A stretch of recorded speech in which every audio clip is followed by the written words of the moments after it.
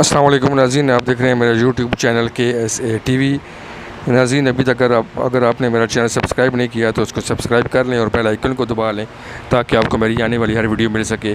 ناظرین، cricket board سے ایک اچھی خبر آئی ہے کہ پاکستان کرکٹ بورڈ کی مینجمنٹ کمیٹی نے پاکستان کے سابق کپتان مصباح الحق کو کمیٹی کا سربراہ مقرر کر دیا ہے۔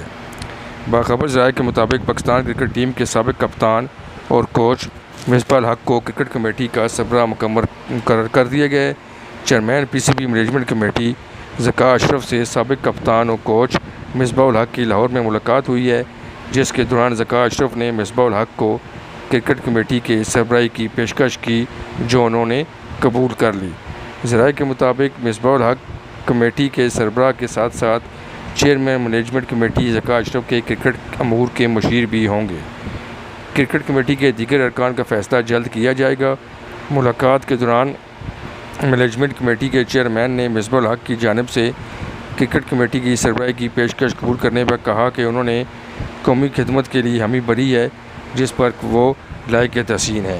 مصباح الحق پاکستان کرکٹ ٹیم کے سابق کپتان ہیں اور انہوں نے اپنے دور کیپٹنسی میں پاکستان کو کافی اعزازات بھی جتوائے ہیں اور پاکستان پہلی دفعہ ٹیسٹ کرکٹ میں نمبر 1 ICC رینکنگ میں نمبر 1 ٹیم بھی بنی ہے، جو کہ پاکستان کے لیے بہت بڑا اعزاز ہے۔ مصباح الحق کرکٹ بہت سمجھنے والے کھلاڑی ہیں اور مصباح الحق کے کرکٹ بورڈ کے ساتھ دوبارہ منسلک ہونے سے پاکستان کرکٹ بورڈ میں بہتری آئے گی۔ اسی طرح امید کرتے ہیں کہ جو مینجمنٹ کمیٹی ہے وہ پاکستان کے جو پرانے سٹار کھلاڑی ہیں ان کو کرکٹ بورڈ میں لے کر آئے گی، جس سے کرکٹ میں بہتری آئے گی۔ ہم امید کرتے ہیں کہ مینجمنٹ کمیٹی شعیب اختر، جو کہ پاکستان کے بہت بڑے سٹار کھلاڑی رہے ہیں، فاسٹ بالر رہے ہیں، جن کی دنیا ان کی بہت زیادہ بالنگ کی قدردان ہے،